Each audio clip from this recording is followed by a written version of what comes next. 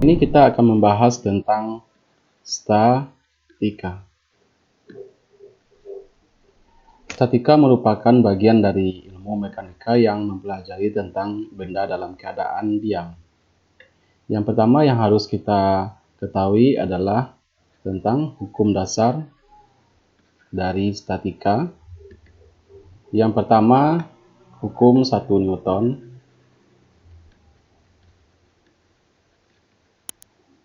Hukum 1 Newton. Kemudian hukum 2 Newton. Hukum kedua Newton. Yang ketiga, hukum 3 Newton. Dan terakhir, hukum gravitasi.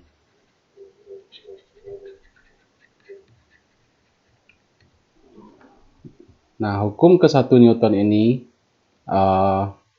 menyatakan bahwa semua gaya yang bekerja pada suatu benda akibat gaya luar, baik itu dia berarah X maupun gaya yang berarah Y, dan momen itu dipertahankan sama dengan 0. Artinya, benda harus berada dalam keadaan seimbang.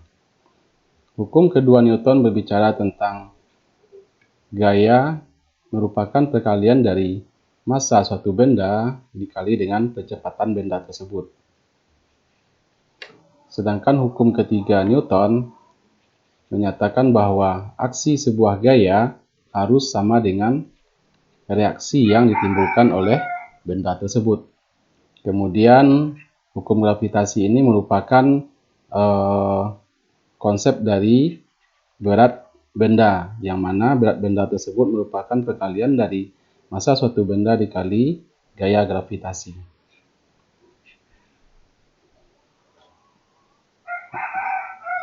Kemudian supaya lebih jelas tentang statika ini, kita perlu memahami tentang vektor gaya. Atau secara umum kita membahas tentang teori dari gaya tersebut.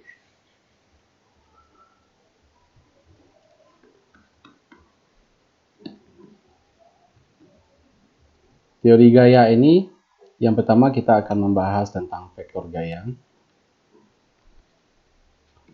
Vektor gaya, misalkan saya punya sumbu X, sumbu Y, sumbu X. Misalkan di sini ada gaya seperti ini. Nah, di sini adalah titik tangkap dari gayanya, dan ini merupakan arah dari gayanya. Sementara besar dari gaya itu adalah skala dari ukuran gaya ini. Nah, ini adalah besar dari gaya.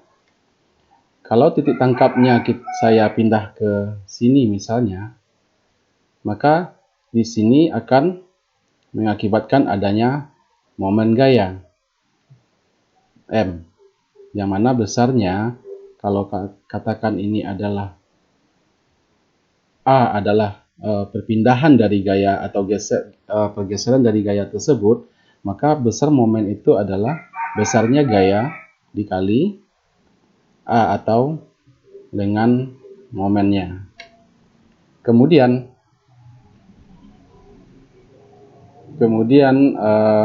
istilah-istilah atau jenis gaya ini kita kenal ada gaya koliner,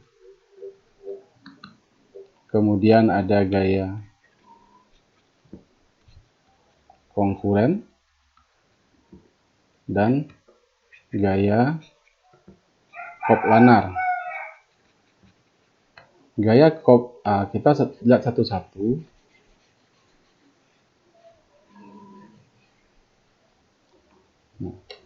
Gaya koliner